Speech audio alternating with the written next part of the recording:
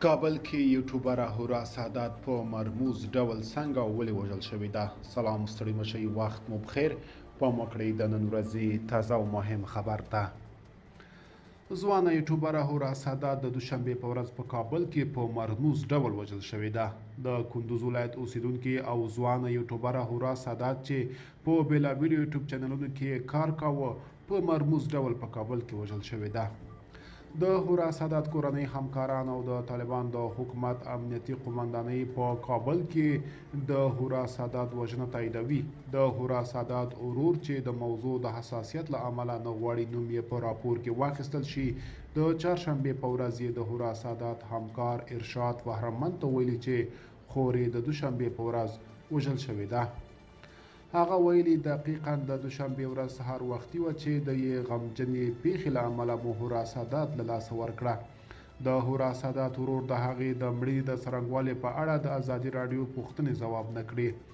د هورا سادات همکار ارشاد بهرمند د ازادي راډیو سره په خبرو کې ویل تېره ورځ د ډیرو هڅو سره چې مو درلودې کورنۍ مو یې له نږدې ولیده. د کورنۍ وضعیت یې ډیر خراب او ناراحت کوونکی و. که څه هم موږ نږدې 40 دقیقې د دوی په کور کې وو، په دې 40 دقیقو کې مور ته هیڅ جزئیات را نه کړل.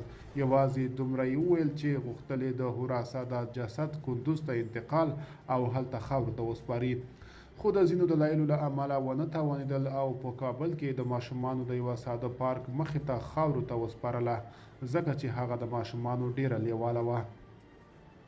بهرمند دا هم وایي چې د سادات کورنۍ د هورا د وژنې څرنګوالی نه دی مشخص کړی. په ورته وخت کې د طالبانو د حکومت د کابل امنیه قومندانۍ ویان خالد زدران په خپله ایکس پاڼه کې په پخواني ټویټر لیکلي چې هورا سادات 3 ورځې مخکې د کابل ښار 13مې حوزې اړوند سیمه کې په قتل رسېدلې.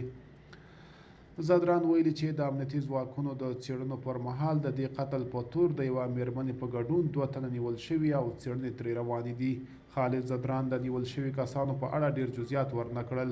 د هورا سادات وژنې د ښځو او بشري حقونو د یو شمېر فعالانو غبرګونونه پارولي دي.